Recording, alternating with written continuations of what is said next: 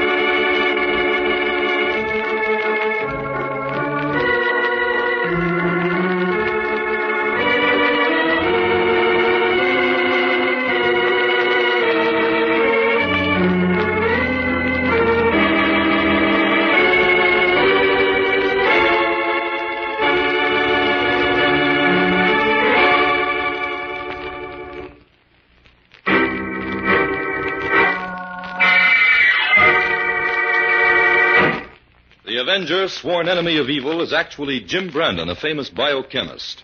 Through his numerous scientific experiments, Brandon has perfected two inventions to aid him in his crusade against crime as the Avenger: the telepathic indicator by which he is able to pick up thought flashes, and the secret diffusion capsule, which cloaks him in the black light of invisibility. Brandon's assistant, the beautiful Fern Collier, is the only one who shares his secrets and knows that he is the man the underworld fears as the Avenger. And now, the Avenger and the Coins of Death.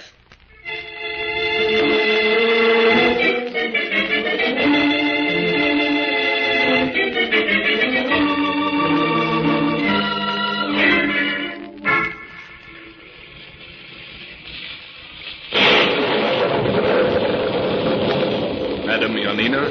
Yes? Come into tent, out of range. Oh, thank you. You come to Yanina, the queen of the gypsies, to have your future foretold.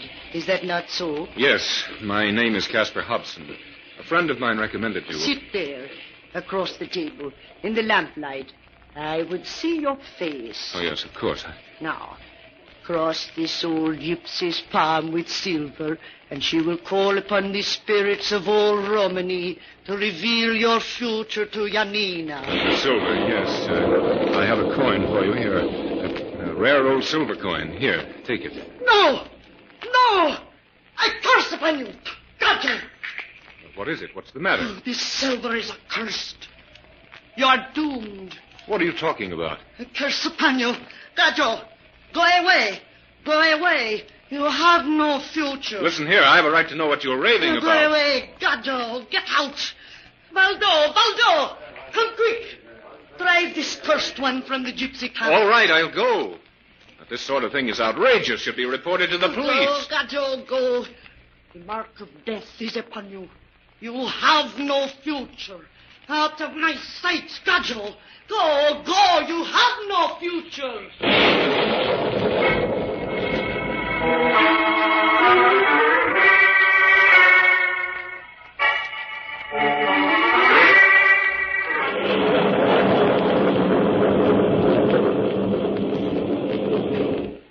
Climb in the car, quick, Casper. You're dripping wet. Yes, thanks, Tom. Let's get out of here.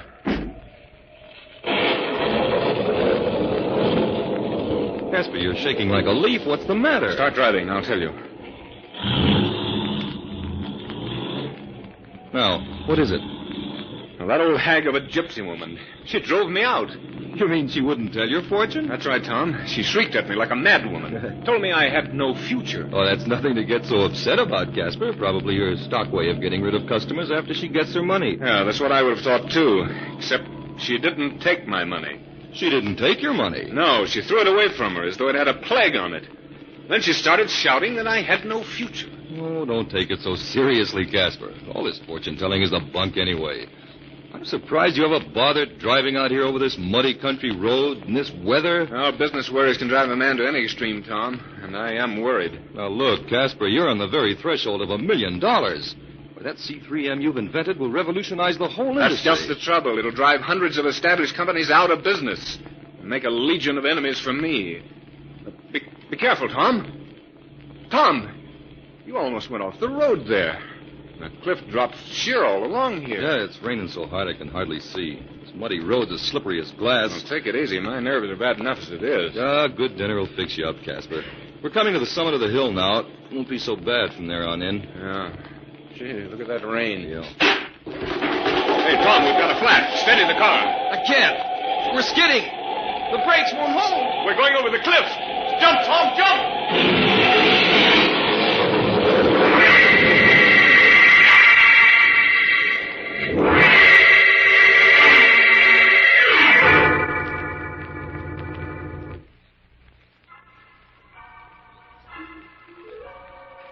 Fern, I picked up that wild music on the telepathic indicator again. Where do you suppose it's coming from, Jim? I'm not sure, Fern, but it sounds like gypsy music. Could be coming from that gypsy camp several miles out of town. Fern, quick, turn up the volume a little. Yes, Jim. What happened, Jim? Suddenly, right in the midst of the music, there was a crashing sound, and then complete silence. Maybe the storm cut off the reception. Well, that's not very likely, Fern. Telepathic messages aren't usually affected by elemental disturbances. When the indicator suddenly loses contact with a strong impression like that, it usually means that the thought itself has been terminated by Oh, violence. stay with it, Jim. Looks like this may be something important.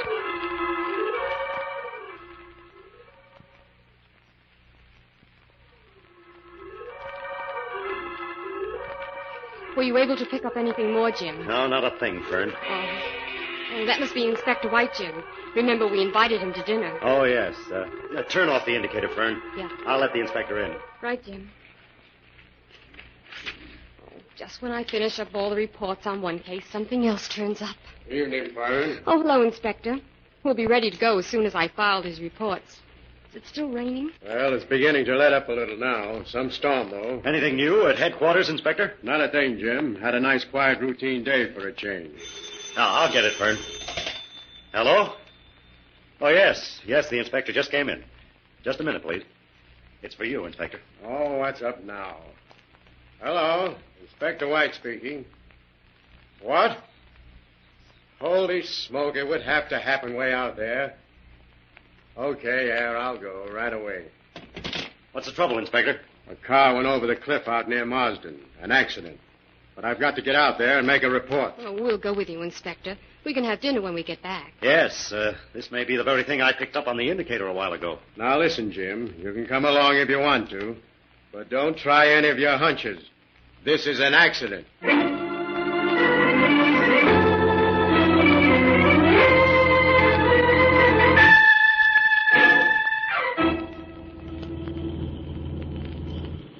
Jim, isn't this the road we took to the scene of the accident last night? That's right, Fern. Oh, why are we coming out here again?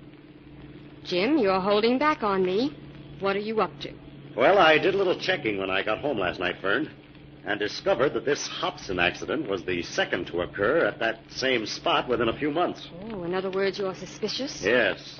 But this is a very dangerous piece of road, Jim, and in wet weather, I can easily see how a car might skid over the side. Yes, but what was that car doing out here last night? This is really a private road, and no one in his right mind would drive over it in a storm if there were any other way of reaching his destination. Well, this is all farmland around here. Here's the spot where the car went over the cliff. I want to take a look around. Come on, Fern. What are you looking for, Jim? The tires on that car were badly ripped.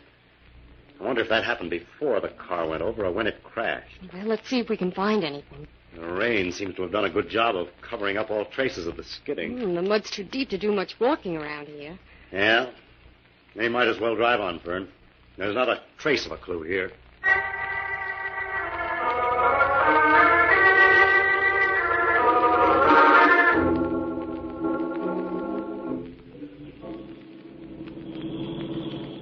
Look, Look, Jim, there's a fork in the road just ahead. Yeah, and there's a mailbox there, too. I want to see the name on it. Oh, I think you're making a mountain out of a molehill, Jim. This is just an old country road. Can you make out the name on the box? Yeah, it's Philip Peters. Now what? Do we drive up that road and call on Farmer Philip Peters? No, we don't. First, we'll investigate the other fork in the road. Well, nothing as invigorating as a morning drive in the country, I always say. Only when I think of all the work I have to do on those laboratory reports, I can't enjoy it as I should. Look, Fern, over there. Oh, it's a gypsy camp. I thought they were located somewhere in this section. Now this motor trip is beginning to make a little sense. Listen. Can you hear music? Oh, yes. It's nice, isn't it? Nice. Fern, that's the same music I picked up on the telepathic indicator just before the crash last night. Oh, gosh, Jim, do you suppose all this adds up to something? I think so, Fern. Come on. Jim, do you think it's a good idea to go barging in on these gypsies? Well, we'll soon find out. Oh, look, Jim. Yeah? There's an old gypsy woman standing in front of that first tent. She's giving us a dirty look. Let's see if she'll give us any information. Stop, Baldo! Stop music! Stop music, I say! Make circle, gypsies. Make wrong circle. Oh, Jim, I don't like this. Those gypsies look menacing. What do strangers want from gypsies? A little information. Oh, you want fortune told. Across all Janina's palm with silver, and she will call upon the spirits of all Romany. No, you don't understand. It's not about myself I wish to ask. What then? What you want? I'm making inquiries about the accident that occurred near here last night. Gypsies don't know anything. Did two men come here last night about 7 o'clock? You're from police? Yes, I'm connected with the police. So you'd better tell me what you know. What's she saying, Jim? I don't know. Answer in English. What did you say? Gypsies know nothing. Go away. Let gypsies alone. Not until you answer my question. Were there two men here last night? Yes. One man come, the other wait in car. What did the man want? He want gypsy to tell him future. Yes, and what did you tell him? What can I tell him? He is cursed. He has no future. How did you know that? You didn't read that in his palm. I will say nothing more. Then I think you better come with us. Maybe the police can make your talk down at headquarters. No. I'm in Lane. Speak in English. The accursed must die. You cannot blame gypsies. Maybe not, but you know more than you're telling. Oh, Jim, I think we'd better get out of Go here. away, Gato. Go away. Things will go better with you if you'll come along with us quietly. No. I will not go. You, Gato, always try to make trouble for gypsies. Oh, Jim, come on. Those men have clubs and they're closing in on us. Go away, Gato. Baldo, become Gato. Become Gato. Go away.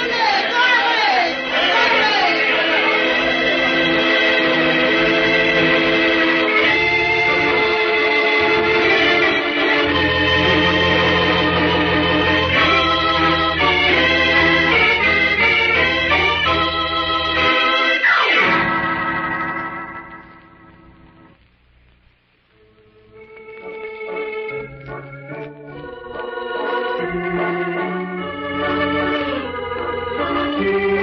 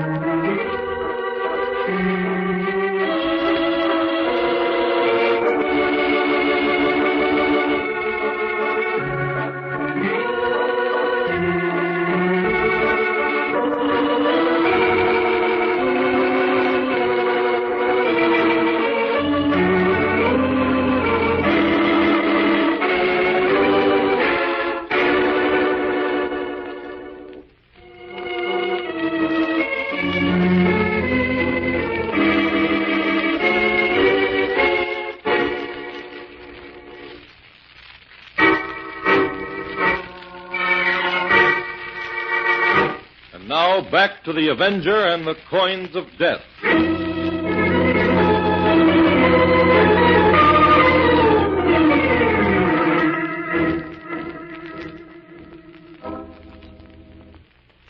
Jim, this case is beginning to look sinister. Don't you worry your pretty head, Fern. Things are beginning to shape up fairly well now. Jim, just how much stock do you put in the weird story that old gypsy woman told them down at headquarters? Well, that's hard to say, Fern. Yanina was wild with anger because we sent Inspector White's men out there to bring her in. She might have told a few lies just to get even. That's why I'm going to investigate everything she said. Well, she claimed that Philip Peters, who owns the land where the gypsy camp is located, gave them permission to stay there as long as they wished it, didn't she? Yes, and now that either means that Mr. Peters is a very generous man or that he had some reason for wanting the gypsies to stay there. Oh, I don't trust those gypsies, Jim. All the facts in the case seem to hinge around them. Yes, Yanina admits that Richfield, the first victim, came to her camp the night he went over the cliff 3 months ago. She told him he had no future, and no one ever saw him alive again. Then she told Hobson the same thing, and he went over the cliff. Well, we can be sure she's holding something back, Jim. She absolutely refused to reveal why she told those two men they had no future. Yes, she conveniently claims that the spirits of her tribe would curse her if she reveals her reason for predicting their deaths. Oh, a neat method of holding back vital information, I'd say. Well, we'll soon find out. Right now, I'm off to have a talk with Philip Peters. Do I come too, Jim? No, Fern. I'm going out to the Peters farm as the Avenger.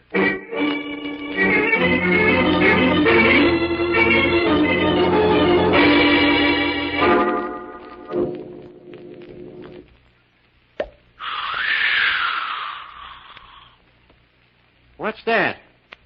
Who's in this barn? It's the Avenger, Peters. The Avenger? Where are you? I can't see you. No, but you can hear me, Peters. Well, what do you want? I haven't done anything. I thought the Avenger only fought criminals. I haven't committed any crime. Are you quite sure of that, Peters? There's evidence against you. Well, you can't frighten me, Avenger. I'm an honest farmer, and my conscience is clear. Then you shouldn't mind answering some questions, if they'll help solve a murder. Well, what are you getting at? Just this. Why did you give that tribe of gypsies permission to live rent-free on your land? Well, I didn't. Well, I mean, that is, What do you mean, Peters? If you didn't want them to stay, you could have driven them off. This is your land, isn't it? Yes, that is, in a way. Start making sense, Peters, or I'm not going to believe you're as innocent as you claim to be. Well, all right. I was warned never to tell this. But I didn't count on getting mixed up in anything crooked. Do you own the land, or don't you? Oh, no, I don't own it. The property's in my name, and I run this farm. But somebody else really owns the place. Who owns it, Peters? Well, Dr. Milet, who lives at 7 Willows.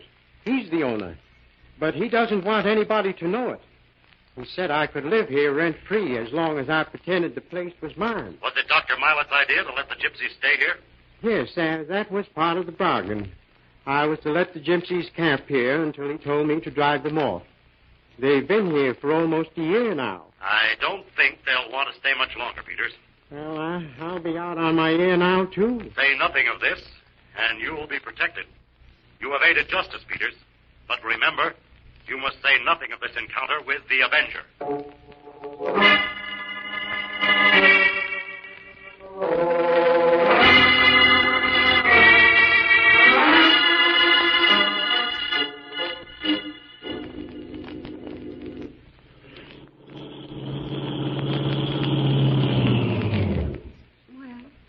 There's 7 Willows just ahead. I think this must be the lane Jim meant for me to meet him. Oh, I thought he'd be here waiting. I hope nothing's happened. Oh, there he is. Jim, over here. Hello, Fern. You're punctual to the minute. Oh, get in the car, Jim, and tell me what's been happening. What in the world were you doing up at 7 Willows?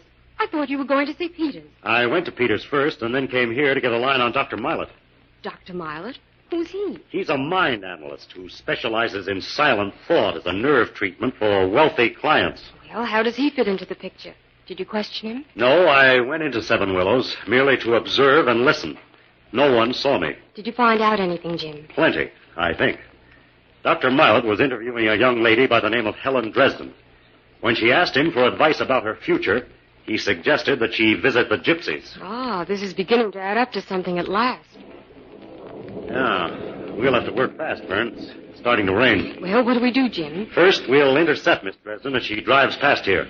I'll block the road with our car, and she'll have to stop. There. We better get out of the car, Fern. All right. Oh, here she comes now. What's the matter? Is your car stalled? No, we want to speak to you for a moment. What is this? Listen, if you... Oh, please don't be frightened, Miss Dresden. This is Jim Brandon of the police department. Oh. Well, what do you want? Miss Dresden, I have reason to believe your life is in danger. Well, that's a perfectly silly idea. Oh, no, it isn't, Miss Dresden. Several deaths have already occurred, and Mr. Brandon thinks you're the next on line. You're headed for the gypsy camp, aren't you, Miss Dresden? That's right. If you wish to save your life, you'll let Miss Collier go in your place. But why? You'll have to trust us, Miss Dresden. Well, what do you want me to do? You take my car and go directly to police headquarters. We'll borrow your car and go to the gypsy camp. All right. I don't get this, but if you're from the police, I suppose you know what you're doing. Oh, and one other thing, Miss Dresden. What instructions did Dr. Milet give you? Why, none in particular. He told me the gypsy woman, Janina, was clever at foretelling the future. Yeah? To go over there and, oh, yes, he told me to give her this old silver coin. Let me see that coin. Here. Look at this, Fern. What is it, Jim? Oh, I've never seen a silver piece like that. No, Fern. This is Dr. Milet's coin of death.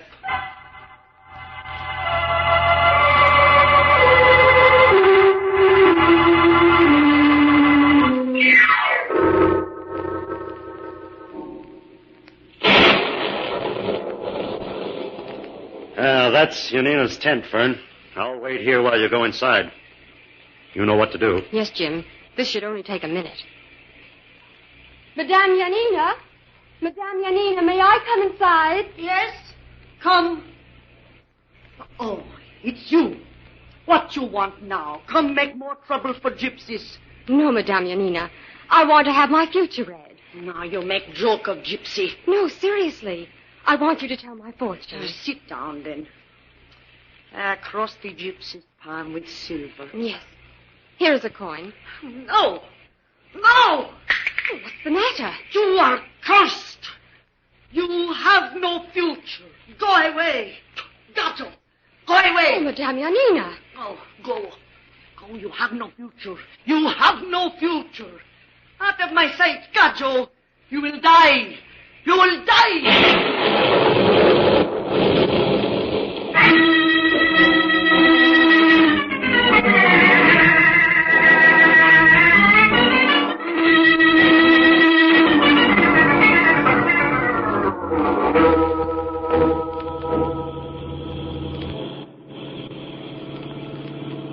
Now, Fern, are you sure you understand exactly what to do? Yes, Jim. When we come to that big pine tree, just before we reach the place where those other cars went over the cliff, I'm to jump out of the car. I'll stay with the car a moment longer and then follow you. Oh, be sure to jump in time, Jim. Otherwise... When you jump out, keep well off the road so no one can see you. I understand. Open the car door, Fern. Get ready. We're coming to the place. Okay, Fern. Jump. Well, I don't seem to have any broken bones. I hope Jim makes it all right.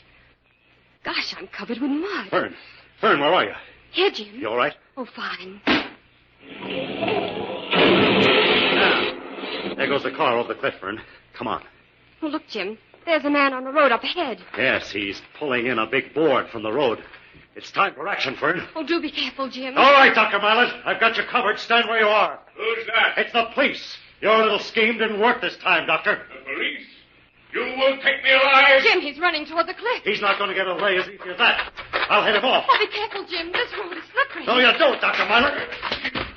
Let me go. You're wanted for murder, Milet, and you're going to get what's coming to you. Oh, Jim, he's trying to push you over the cliff. Jim, are you all right? Yes, Fern. I had to knock Milet out. Oh, Jim, for a moment I thought... Come on, Fern. Let's get our prisoner back to town. You're drenched.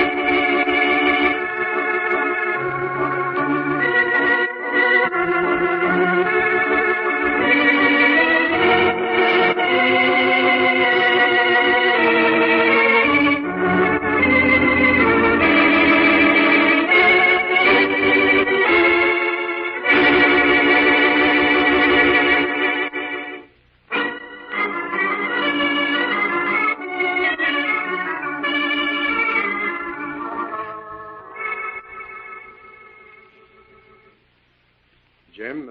There are just a few points I want to get clear before I speak to the reporters. Reporters, Inspector, so soon? Well, this is something hot, Jim. Until I got Mylot's confession, those deaths were booked as accidents. Really, you should be more careful, Inspector. Now, Jim, don't start that. Okay, Inspector. What do you want to know? Well, Mylot confessed that he was paid by a big businessman to get rid of Ridgefield and Hobson, because both of them were about to patent a new process that would have ruined their competitors. But he won't say a word about that Dresden girl. Why did he plan to get rid of her? Yes, Jim. I don't understand that either. Helen Dresden was to inherit a fortune on her 25th birthday, which falls next week. Now, Miss Dresden didn't know this, but one of her cousins did, and paid Dr. Mylot to get rid of Helen so the fortune would be divided among the remaining relatives. But, Jim, all this doesn't explain what part the gypsies played in the affair. The gypsies were the mysterious angle in the case, Fern. Actually, though, they had nothing to do with the murders. They didn't? No. Dr. Mylot had the gypsies on that land in order to have an excuse to send his victims out on that deserted road. And while his victim visited the gypsy, Mylot laid his trap. You see, he placed a big plank with long spikes in it across the road just at the summit of the cliff. And he covered the whole thing with mud so it couldn't be seen. Now, the road was very narrow there at the summit, and when the tires blew out, the car skidded enough to send it right over the cliff. And he always chose rainy weather for the job so that the car would be certain to skid and to make it look more like an accident. But those coins, what about them, Jim? The coins were just a precaution to cast suspicion on the gypsies in case the victim might survive the accident. But why did the old gypsy go wild at the very sight of those coins and tell everyone who offered them to her that he had no future? Because, Fern, those coins were exact copies of the silver Judas accepted for the betrayal. All gypsies have been taught to hate them and to believe that all who possess them are doomed. Well, I think I owe Yanina an apology. Her predictions proved true in this case, anyway.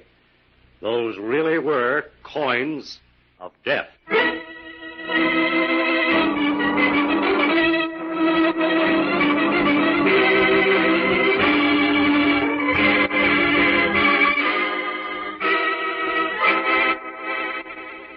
All characters, names, places, and plots used in the Avenger program are fictitious. Any similarity to persons living or dead is purely coincidental.